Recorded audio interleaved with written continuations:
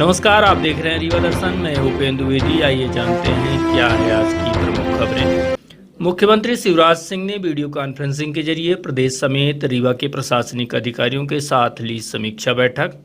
निसर्ग तूफान का असर हो सकता है रीवा समेत आसपास के क्षेत्रों में, मौसम विभाग ने किया अलर्ट जारी। अस्थायी फार्मासिस्ट पदों की भर्ती मामले की चल रही है जांच, स्वास्थ्य विभाग का जवाब आना बाकी। और शासन की योजनाओं को जन जन तक पहुंचाने की दिशा में महती भूमिका निभा रहा महिला बाल विकास विभाग।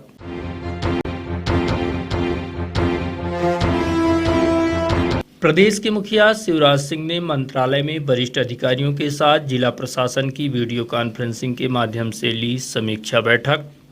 मध्य प्रदेश में बढ़ते कोरोना संक्रमण के बीच प्रदेश के मुखिया शिवराज सिंह चौहान ने ऑनलाइन वीडियो कॉन्फ्रेंसिंग कर प्रदेश भर की व्यवस्थाओं का जायजा लिया। इस दौरान मुख्यमंत्री शिवराज सिंह चौहान ने लोगों से अपील की है कि ज़्यादा से ज़्यादा लोग अपने अपने घरों में रहें, वरना प्रदेश में संक्रमण का खतरा अत्यधिक बढ़ सकता है।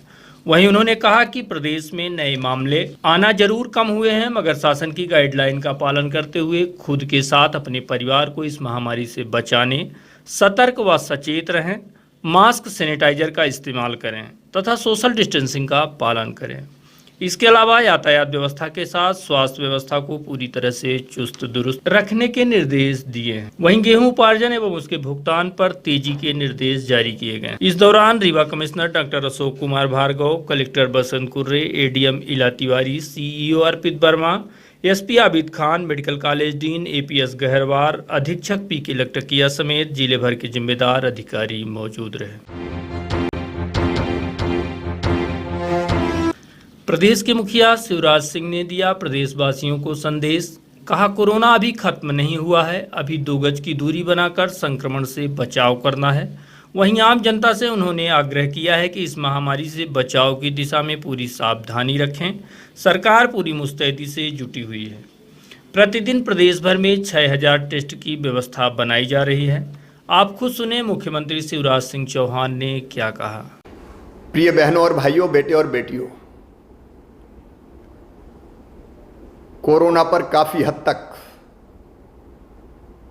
हमने काबू पा लिया है और यह सब आपके सहयोग के कारण हुआ है। अब पॉजिटिव केस आ जरूर रहे हैं, लेकिन उससे ज्यादा लोग घर ठीक होकर जा रहे हैं। स्वास्थ्य की अधोसंरचना नीचे तक हमने सुदृढ़ की है और तेजी से आर्थिक गतिविधियां शुरू हुई है। लेकिन मैं आप सबसे निवेदन करना चाहता हूं, कोरोना खत्म नहीं हुआ है।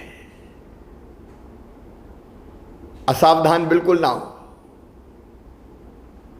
अगर भारी भीड़ बाजारों में निकल पड़ी, हमने फिजिकल डिस्टेंसिंग का पालन नहीं किया,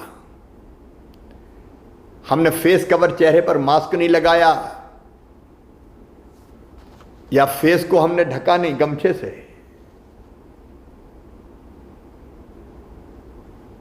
और हमने स्वच्छता का ध्यान नहीं रखा,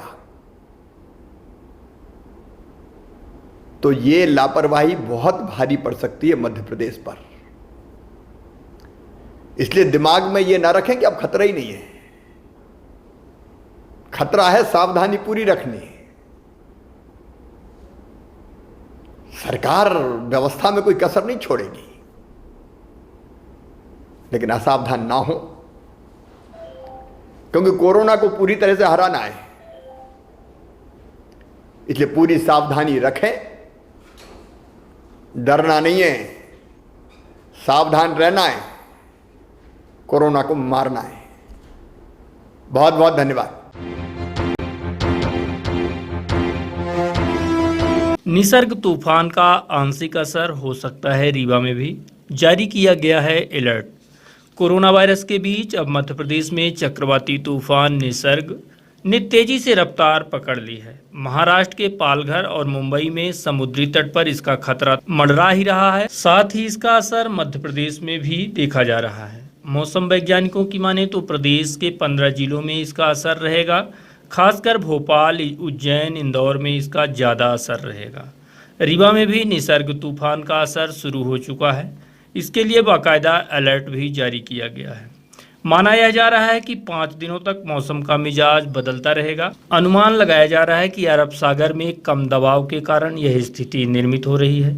इस बीच आंधी तूफान के साथ तेज बारिश की भी संभावना जताई जा रही है। निसर्ग तूफान का रीवा में क्या असर रहेगा और इससे बचने किसानों एवं अन्य लोगों को क्या क्या एहतियात बरतने चाहिए, इस संबंध में रीवा के मौसम वैज्ञानिक संदीप शर्मा से बात की गई तो उन्होंने इस संबंध में विस्तार से रीवा दर्शन को जानकारी दी है। उसका असर कितना यहाँ देखा जा रहा है और उसके लिए क्या क्या एहतियात बरते जा रहे हैं? निसर्ग में कहें, जैसा कि आप देखें कल निसर्ग महाराष्ट्र में मुंबई में काफ़ी तबाही मचाया हुआ है। जैसे 100 से 120 किलोमीटर की स्पीड की दर से आया है और एमपी के साथ साथ ये गुजरात में और गुजरात के से होते हुए अब ये एमपी में प्रवेश करेगा। एमपी के कुछ जिलों में जैसे इंदौर हो गया, भोपाल हो गया और उज्जैन हो गया, इन जिलों में ज़्यादा प्रभावित करेगा। इसके साथ साथ सीधी और एक खंडवा में भी ज़्यादा प्रभावित करेगा और रीवा एमपी में रीवा में भी अलर्ट करेगा, लेकिन वहाँ इतना इफेक्ट नहीं करेगा जितना कि उज्जैन और महाराष्ट्र में करेगा। और ये मतलब इसका 5 तारीख तक आगे आने वाले कल तक यानी कि इसका देखा जा सकता है। और इसके साथ साथ बारिश का भी अलर्ट जारी किया गया है। जैसे आज मौसम में 12 mm बारिश है और कल का 6 mm है, उसके बाद 1 mm बारिश है। और उसके बाद जैसे किसानों को अलर्ट जारी किया गया है कि वो किसान कि मतलब अपने घरों पे ही रहें। जैसे आंधी के तूफान आने की संभावना है तो उसके लिए पेड़ पौधों के नीचे न खड़े हों और जो पेड़ पौधे टूटे हुए हैं उनको मतलब अपने निकाल दें और घरों में सुरक्षित रहें। जैसे और जानवरों को अपने सुरक्षित रखें और बिजली के खंभों के नीचे न खड़े हों और वाहन इत्यादि लेके आप न निकले मतलब सड़क पे और अपने जानवरों को बिजली के खंभों इत्यादि के नीचे से सुरक्षित करें, उनको प्रोटेक्शन दें। जैसा कि देखा जा रहा है कि लगभग कल शाम से ठीक यहाँ मतलब प्रवेश एमपी में प्रवेश कर चुका है निसर्ग। और निसर्ग प्रवेश करने के साथ साथ महाराष्ट्र, उज्जैन और भोपाल में कुछ इसका ज़्यादा ही असर है। यहाँ आते आते मतलब इसका असर 5 तारीख तक रहेगा। यहाँ आते आते मतलब कुछ मतलब आराम हो जाएगा, मतलब इससे वो पड़ जाएगा ठंडा। और उससे मतलब निसर्ग का तापमान यही है कि मतलब किसान अपने घरों से प्रोटेक्शन अपनाएं। जैसा कि देख रहे हैं कि इस समय मौसम का तापमान इस समय निसर्ग के से चक्रवात ये पूर्वी अरब सागर से उठा हुआ है। निसर्ग पूर्वी अरब सागर चक्रवात से उठने के कारण यहाँ का 10 डिग्री से 12 डिग्री सेल्सियस तापमान में गिरावट में वृद्धि हुई है। 10 से 12 डिग्री सेल्सियस। अभी तक आप देख रहे थे रीवा जिले में 45 से 46 डिग्री सेल्सियस तापमान जा रहा था। आज देख रहे हैं तो आज 35 डिग्री सेल्सियस है और आगे आने वाले समय में ये 30 से 32 के आसपास कल रहेगा, 30-32 डिग्री सेल्सियस। जहाँ तक मिनिमम टेम्परेचर का सवाल है, मिनिमम टेम्परेचर 15 से 17 डिग्री सेल्सियस रहने का अनुमान है। और इसके साथ साथ आज बारिश 12 mm और इसके साथ कल 6 mm और उसके बाद 1 mm परसों रहने का पूर्वानुमान है। और उसके बाद लगभग 7 तारीख से मौसम के खुलने का पूर्वानुमान है। और मैं किसान भाइयों को ये सलाह देता हूँ कि इस समय नर्सरी डालने का अच्छा समय है और किसान भाई अपने इस समय अपनी नर्सरी को डाल सकते हैं। और जैसे कि खेत में इसमें ग्रीन ग्राम लगा हुआ है तो ग्रीन ग्राम के लिए माहू से बचाने के लिए इमिडाक्लोप्रिड नामक दवा आती है, उसका छिड़काव करें। अगर किसान भाई मोटे अनाज की फसल को बोना चाहते हैं तो मोटे अनाज की फसल कोदो तथा कुटकी कॉलेज ऑफ एग्रीकल्चर रीवा से प्राप्त कर सकते हैं। और जहां तक धान की नर्सरी डालने का सवाल है वो कॉलेज ऑफ एग्रीकल्चर के फार्म कुठलिया फार्म से वो आप वैरायटी आप ले सकते हैं, सेलेक्ट कर सकते हैं। और किसान भाइयों से यही कि मेरा वो है कि मतलब अब वो इस चक्रवात से अपना प्रिकॉशन है। ये जो चक्रवात उठा है पूर्वी अरब सागर से उठा है, जो यहाँ आते आते मतलब इसका असर थोड़ा बहुत हो सकता है। कल तक इसका असर देखा जा सकता है। हवा की गति लगभग 50 से 60 किलोमीटर का पूर्वानुमान आया हुआ है। लगभग 50 से वहाँ तो 100 से 120 किलोमीटर की स्पीड से आया हुआ था, लगभग यहाँ आते आते 50 से 60 किलोमीटर की स्पीड से दर्ज किया गया पूर्वानुमान। जैसे रीवा के साइड में बढ़ेगा वैसे वैसे इसका हवा की स्पीड कम होती जाएगी। ये हवा 50 से 60 किलोमीटर की स्पीड उज्जैन, महाराष्ट्र, उज्जैन आपका इंदौर हो गया, भोपाल हो गया और सीधी साइड में इसका इफेक्ट ज़्यादा पड़ेगा। रीवा में इफेक्ट रहेगा लेकिन उतना नहीं रहेगा जितना कि उज्जैन और भोपाल की साइड में है। मानसून की स्थिति क्या है, कब तक मानसून का अनुमान जताया जा जैसा कि देखा गया है कि मानसून लगभग केरल में प्रवेश कर चुका है 31 तारीख को, और रीवा एमपी तक आते आते लगभग 20 से 22 दिन का समय लगेगा। जैसा कि अनुमान है कि एमपी में 20 तारीख को मानसून प्रवेश कर जाएगा और पूरे एमपी में 22 से 25 तारीख तक पूरे एमपी में फैल जाएगा, और इस बार अच्छी मानसून के साथ अच्छी बारिश होने की संभावना है। और एमपी में 20-22 तारीख से मतलब मानसून के फैलने का पूर्वानुमान है हम लोगों के पास। कोविड-19 को देखते हुए अस्थायी फार्मासिस्ट पदों पर की गई भर्ती के मामले में जांच टीम गठित कर शुरू की गई है जांच। की गई भर्ती में भारी अनियमितता का आरोप लगाते हुए शिकायत दर्ज कराई गई है। शिकायत के बाद रीवा कमिश्नर डॉक्टर अशोक कुमार भार्गव द्वारा जांच टीम गठित कर जांच के लिए निर्देश जारी कर दिए गए हैं, जिसकी जांच के लिए deputy commissioner K P Pandey, R K. Prajapati, संयुक्त संचालक समेत सतीश चंद्र निगम उप संचालक, कमिश्नर कार्यालय रीवा की टीम तैयार कर जांच कराई जा रही है। की जा रही जांच के संबंध में टीम के सदस्य व डिप्टी कमिश्नर केपी पांडे से बात की गई तो उन्होंने जांच के संबंध में जानकारी दी और बताया कि स्वास्थ्य विभाग से जानकारी मांगी गई है, जल्द ही उसकी जानकारी आने के बाद निर्णय लिया जाएगा। कुछ भर्ती की प्रक्रिया की गई है, उसमें काफ़ी अनियमितताओं की बात सामने आ रही है, जांच आप कर रहे हैं, उसकी क्या मामला है? हाँ, कोविड-19 के तहत कुछ स्वास्थ्य कर्मचारियों की भर्ती अस्थायी तौर पर 3 माह के लिए की गई है, और उसमें कुछ जिन लोगों का नहीं हुआ है सिलेक्शन, उन लोगों ने शिकायत की है। उस शिकायत की जांच कमेटी द्वारा की जा रही है कमिश्नर महोदय के आदेशानुसार। क्या तथ्य अभी तक सामने आए? तथ्य ऐसे कोई नहीं आए जिसमें अपन ऐसा कोई निष्कर्ष निकालें कि गलत हुआ है। अभी हमने जानकारी उनसे विभाग से मांगी है, स्वास्थ्य विभाग से, और जो निष्कर्ष तभी बतलाया जा सकता है जब उनका पक्ष आ जाए। शासन की योजनाओं को जरूरतमंदों तक पहुंचाने की दिशा में महिला बाल विकास आंगनवाड़ी का अहम योगदान। वैश्विक महामारी कोरोना वायरस काल के चलते किए गए लॉकडाउन की अवधि में महिला बाल विकास द्वारा शासन की महत्वाकांक्षी लक्ष्मी लाडली योजना, प्रधानमंत्री मातृत्व वंदना योजना को जरूरतमंदों तक पहुंचाने के अलावा कोरोना वायरस से बचाव को लेकर भी सराहनीय कार्य प्रदेश सहित रीवा संभाग में किए गए। इस दौरान संभाग भर में आंगनवाड़ी कार्यकर्ता, सहायिका सभी ने मिलकर घर घर तक पोषण आहार पहुंचाने के साथ प्रवासियों की भी व्यवस्थाएं इनके द्वारा बनाई गई हैं। यही नहीं, संक्रमित मरीज पाए जाने के बाद कंटेनमेंट एरिया में भी इनके द्वारा सर्वे करने समेत तमाम सुविधाएं लोगों को मुहैया कराई गई। शासन द्वारा चलाई जा रही योजनाओं का लाभ कैसे लोगों को इस दौरान दिलाए गए व क्या क्या व्यवस्थाएं बनाई गई, इस संबंध में महिला बाल विकास संयुक्त संचालक उषा सिंह सोलंकी से बात की गई तो उन्होंने लोगों को उपलब्ध कराई जाने वाली व्यवस्थाओं के संबंध में विस्तार से जानकारी दी। कोविड के दौरान पर आप सभी को मालूम है कि सभी संस्थान तो बंद थे, उसी तरह से हमारे आंगनवाड़ी भी बंद थे, किंतु आंगनवाड़ी की जो हमारे हितग्राही हैं वो हमारे 6 माह से 6 साल के बच्चे, हमारी गर्भवती माताएं, हमारी धात्री माताएं, इनकी सर्विसेज उनके घर तक जो आवश्यक सर्विसेज है जैसे पोषण आहार, क्योंकि उस दौरान पर किसी भी माँ को कोई खाने से वंचित ना रहे और उनकी जो आयरन टेबलेट्स वगैरह हैं उनको पहुँचाने की ये सारी व्यवस्था उनके घर तक किए जाने के निर्देश थे।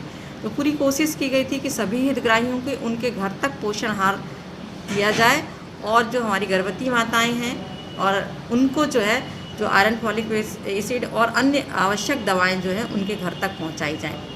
इसी तरह से उनको कोविड से बचने के उपाय, इसके लिए हमारे आंगनवाड़ी कार्यकर्ताओं ने बहुत अच्छा प्रयास किया, और पूरे ज़िले में या पूरे संभाग में भी हम कह सकते हैं कि हर जगह प्रशासन के साथ वो खड़ी रहीं, और सारे लोगों को जागरूक करने में हमारी कार्यकर्ताओं का बहुत बड़ा रोल था।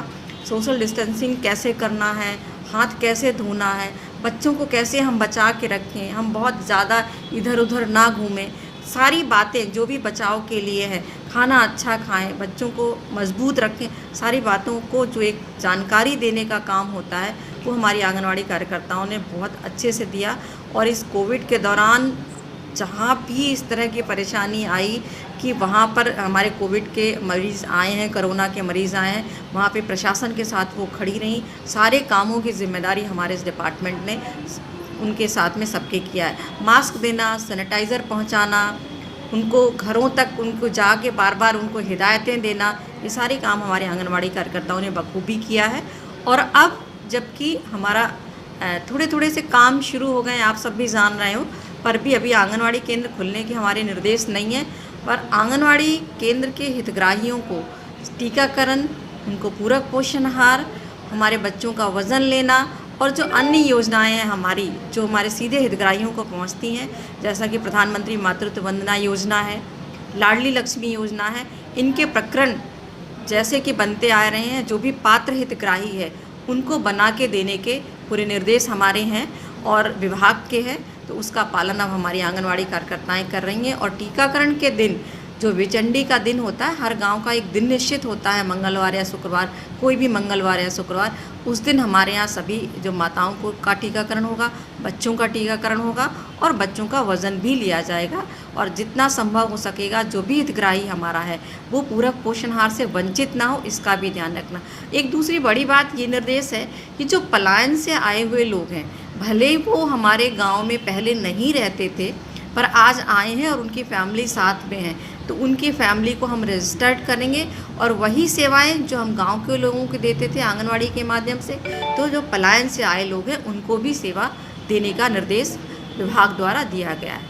इस दौरान रीवा संभाग में कई आंगनबाड़ी कार्यकर्ताओं द्वारा अनुकरणीय उदाहरण भी पेश किए गए, जिसको लेकर इंटरनेशनल संस्था यूनिसेफ के साथ साथ विभाग व राज्य सरकार द्वारा भी सम्मानित किया गया है, जिसके लिए पूरी तरह से चलने में दिव्यांग आंगनवाड़ी कार्यकर्ता सरोज शुक्ला एवं सतना जिले के रामपुर बघेलान की कार्यकर्ता करीमुन्निसा का सराहनीय कार्य रहा है, जिसकी वजह से विभाग को सम्मान प्राप्त हुआ है।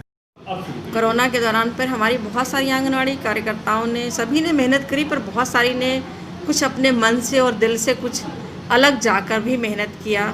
जैसे कि एक उदाहरण बताना चाहते हैं हम, मढ़ी की आंगनवाड़ी कार्यकर्ता जो रायपुर करचुलियान ब्लॉक रीवा ज़िले का है, उसकी आंगनवाड़ी कार्यकर्ता हमारी सरोज शुक्ला बहन है, जो कि एक पैर से विकलांग है और वो ठीक से चल नहीं पाती, चलने में उनको कठिनाई होती है। उसके दौरान भी पूरे गांव में वो जो लोगों को सोशल डिस्टेंसिंग मेंटेन करना, उनको मास्क पहुंचाना, सैनिटाइज़र उपलब्ध कराना, अपने सभी हितग्राहियों को और गांव वालों को समझाइश देना, इसके लिए बहुत अच्छा प्रयास किया। खुद वो मास्क बनाती थी और खुद ही सभी को अपने आप से देती रही। इसके अलावा उन्होंने एक बच्चों के लिए कि बच्चे हाथ धोने के लिए प्रेरित हों और हाथ धोना सीखें, इसके लिए जो वेस्ट बॉटल होती है, हमारी पानी की बॉटल होती है, बड़ी बॉटल, उसको मिला के टिपी टेप कहते हैं उसको।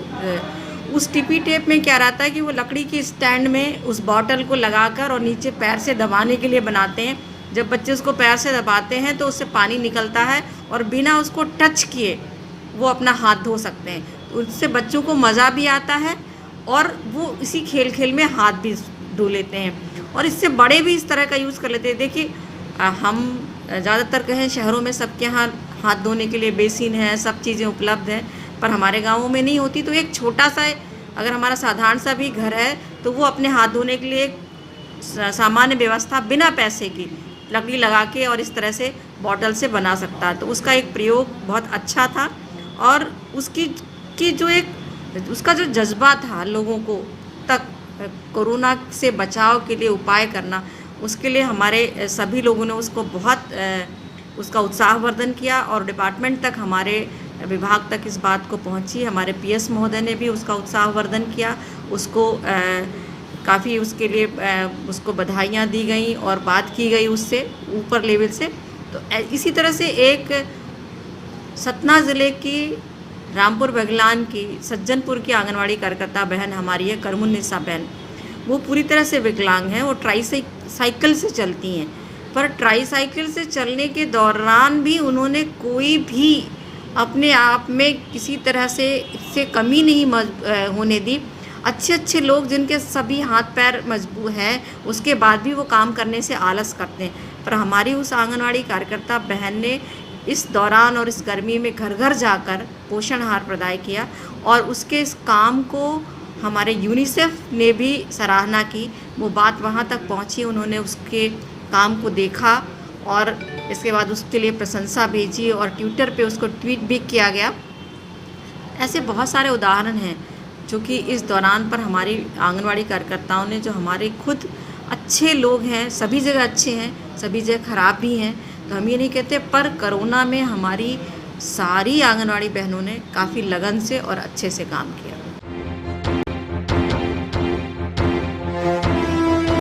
बीआरसीसी कार्यालय में विद्यालयीन छात्रों का आधार कार्ड बनाए जाने, स्थापित किए जाएंगे आधार केंद्र। डीबीटी योजना के तहत रीवा जिले की सभी 9 जनपद शिक्षा केंद्रों में आधार कार्ड बनाए जाने की दिशा में पूरी तैयारी कर ली गई है। जल्द ही अब विद्यालयीन छात्रों को आधार कार्ड बनाने की सुविधा बीआरसीसी कार्यालय में उपलब्ध हो सकेगी। विद्यालय में अध्ययन करने वाले छात्रों को अब इधर उधर भटकना नहीं पड़ेगा। इस दिशा में शासन स्तर पर बीआरसीसी कार्यालयों में आधार सेंटर बनाए जाने की प्रक्रिया पूरी कर ली गई है। इसके लिए बाकायदा इंस्ट्रूमेंट भी खरीद लिए गए हैं। ऐसा माना जा रहा है कि जुलाई तक यह व्यवस्था जिले की प्रत्येक बीआरसीसी सेंटर में शुरू हो जाएगी। शुरू होने वाली इस व्यवस्था के संबंध में डीपीसी सुदामा लाल गुप्ता से बात की गई तो उन्होंने इस संबंध में विस्तार से जानकारी दी है। बनाने के लिए कुछ नई गाइडलाइन या नई व्यवस्था शुरू हो रही है, क्या व्यवस्था है उसमें, कैसे अमल पे लाया जाएगा? मध्य प्रदेश शासन की सभी छात्र हितकारी जो योजना है वो डायरेक्ट छात्रों को लाभ मिले डीबीटी योजना के तहत। इसके लिए छात्रों का आधार कार्ड का पंजीयन पोर्टल पर अनिवार्य है। बच्चों के आधार कार्ड में विसंगति हो जाती है या नहीं बन पाता। अब रीवा जिले के समस्त 9 विकास खंडों के बीआरसीसी ऑफिस में छात्रों के लिए आधार केंद्र की स्थापना की जाएगी, जिसके लिए सामग्री या इंस्ट्रूमेंट आ गए हैं। अब सप्लाई करने वाली एजेंसी उनको विकास खंडों में इंस्टॉल करेगी। अभी लॉकडाउन है, इस कारण थोड़ा सा लेट हो सकता है। और इसके इंस्टॉलेशन के बाद छात्रों को आधार कार्ड के लिए कहीं नहीं भटकना पड़ेगा। निःशुल्क उनके आधार कार्ड जनपद शिक्षा केंद्रों में बनेंगे और ये शासन की बहुत अच्छी पहल है छात्र हित में। कब तक ये पहल उसमें आ जाएगा? अब ये तो हो जाना चाहिए था फरवरी में ही, पर ये लॉकडाउन की वजह से थोड़ा सा देरी हो रही है और सामान तो भी आ गया है, कल आ गया है और इसको इंस्टॉलेशन कराना है। इंस्टॉलेशन करा करके अब भाई स्कूल भी नहीं खुल रहा है तो जुलाई तक हो जाना चाहिए।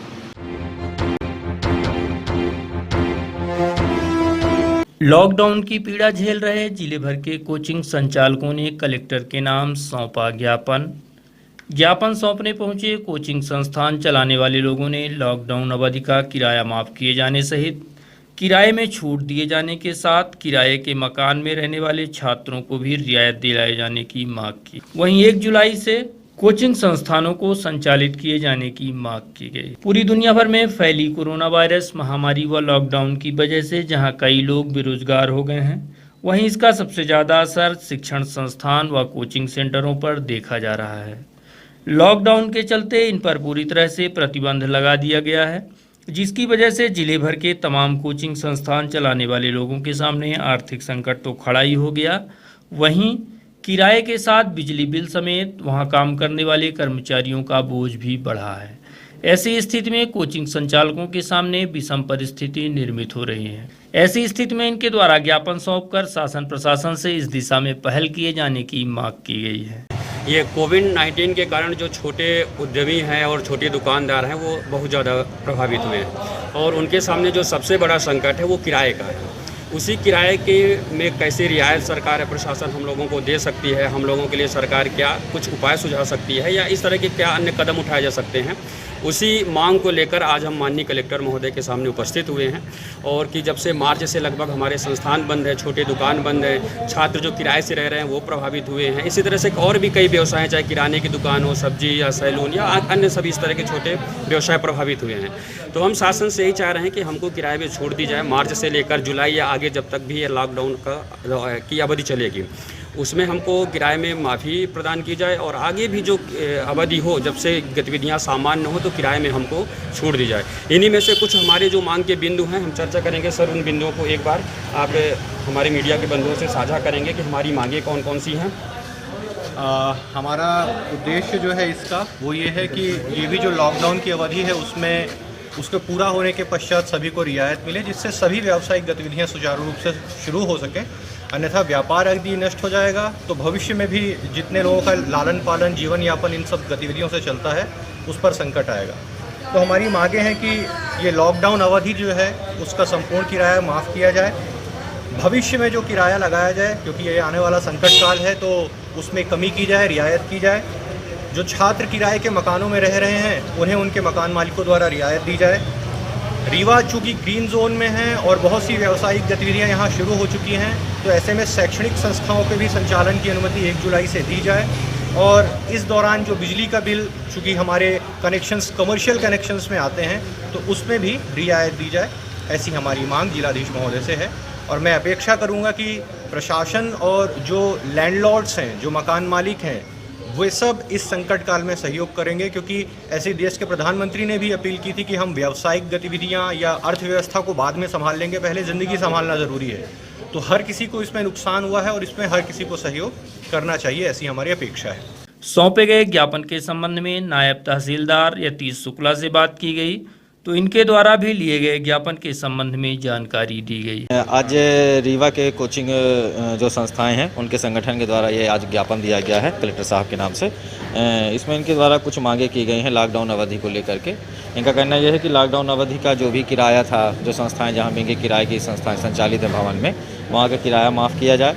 भविष्य के लिए भी किराए में इनकी कमी की जाए और किराए के मकानों में रहने वाले छात्रों के लिए रियायत दी जाए। 1 जुलाई से संस्थाओं का संचालन की अनुमति दी जाए और बिजली के बिल में भी रियायत की इस संबंधी मांग की गई। यहाँ पर कोचिंग संगठनों का जो प्रतिनिधिमंडल, इनका कहना यह है कि रीवा चूँकि ग्रीन जोन में है और कोचिंग संस्थाओं में एडल्ट विद्यार्थी आते हैं जो कि अपने स्वास्थ्य के प्रति सचेत हैं, उसको ध्यान में देते हुए कोचिंग संस्थाओं को सोशल डिस्टेंसिंग के साथ और कोविड-19 को ध्यान देते हुए इनके संचालन की अनुमति दी जाए। इस पर कलेक्टर साहब के नाम से ज्ञापन दिया गया है, जिसे ले लिया कुछ आगे एक बार चर्चा करके उचित कार्यवाही इस पर की जा रही है।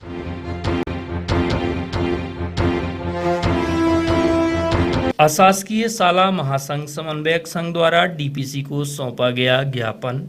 अशासकीय शाला समन्वय महासंघ प्रतिनिधि मंडल जिलाध्यक्ष रामकुशल यादव के नेतृत्व में ज्ञापन सौंपते हुए 4 वर्ष से पेंडिंग में पड़े आरटीई के भुगतान के साथ साथ अन्य मांगें की गईं। इसके साथ ही 23 विद्यालयों की 30% राशि का भुगतान कराए जाने की भी मांग की गई है। इस दौरान प्रदेश उपाध्यक्ष सत्येंद्र सिंह, संभागीय अध्यक्ष ऋषि त्रिपाठी, प्रदेश सचिव आर.के. साहू, जिला संगठन प्रमुख रमेश पांडे, संतोष शुक्ला, अशोक शुक्ला, इंद्रपाल सोनी समेत अन्य स्कूल संचालक उपस्थित रहे।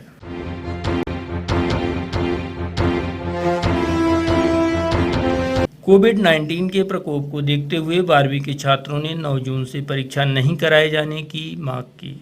प्रदेश सरकार द्वारा आगामी 9 जून से 12वीं की परीक्षा कराए जाने का विरोध जताते हुए 12वीं के छात्रों ने कलेक्ट्रेट पहुंचकर जिलाधीश के नाम ज्ञापन सौंपा है। छात्रों ने ज्ञापन में मांग की है कि छात्रों के भविष्य को ध्यान में रखते हुए इस भीषण बीमारी के दौरान परीक्षा कराया जाना छात्रों के भविष्य के साथ पूरी तरह से खिलवाड़ है। एक तरफ जहां गर्मी चरम पर है, वहीं दूसरी तरफ कोरोना संक्रमित मरीजों में तेजी से इजाफा हो रहा है। ऐसी स्थिति में प्रदेश के मुखिया व मामा शिवराज से छात्रों ने परीक्षा की तिथि आगे बढ़ाने की मांग की है। यहाँ पर आज हम आदरणीय मामा जी का एक ट्वीट आया था कि 12वीं के परीक्षार्थी जो हैं कांग्रेस की सह के कारण परीक्षा देने में असफल हो रहे हैं, परीक्षा वह नहीं दे रहे हैं। तो मैं मामा जी को यह जानकारी देना चाहूँगा कि मामा जी, हम साल भर इसीलिए पढ़ाई करते हैं, परीक्षा देने के लिए, और यह आप बिल्कुल दिमाग से निकाल दें कि हम परीक्षा नहीं देंगे। अगर आप परीक्षा लेना ही चाहते हैं तो हम आपसे निवेदन करते हैं, हम सारे विद्यार्थी निवेदन करते हैं कि आप स्वयं हमारी परीक्षा लेने आएँ, और यदि कोई भी विद्यार्थी यह कह दे कि हम परीक्षा नहीं देंगे तो वहाँ से जितने साल आप हमें 12वीं पढ़ाना चाहिए हमें मंजूर है।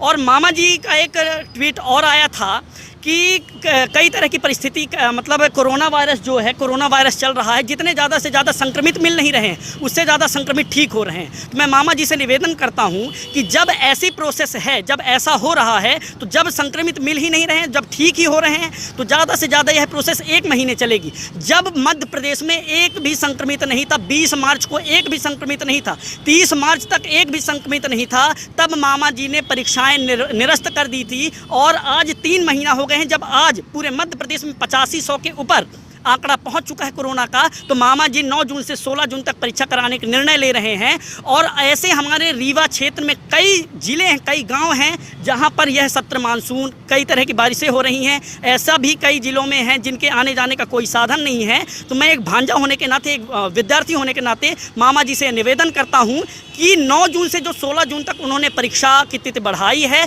उसे और बढ़ा के जब तक यह स्थिति सामान्य न हो जाए तब तक परीक्षा लेने का निर्णय, हम इसका बहिष्कार करते हैं। एक बार पुनः विचार करें, हमें कोई जनरल प्रमोशन नहीं चाहिए। बहुत बहुत धन्यवाद। और अब चलने से पहले आज की प्रमुख खबरें एक बार फिर। मुख्यमंत्री शिवराज सिंह ने वीडियो कॉन्फ्रेंसिंग के जरिए प्रदेश समेत रीवा के प्रशासनिक अधिकारियों के साथ ली बैठक।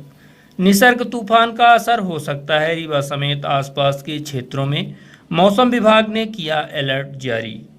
अस्थायी फार्मासिस्ट पदों की भर्ती मामले की चल रही है जांच, स्वास्थ्य विभाग का जवाब आना बाकी। और शासन की योजनाओं को जन जन तक पहुंचाने की दिशा में महती भूमिका निभा रहा है महिला बाल विकास। तो ये थी आज की प्रमुख खबरें। देखते रहिए रीवा दर्शन, दीजिए हमें इजाजत। नमस्कार।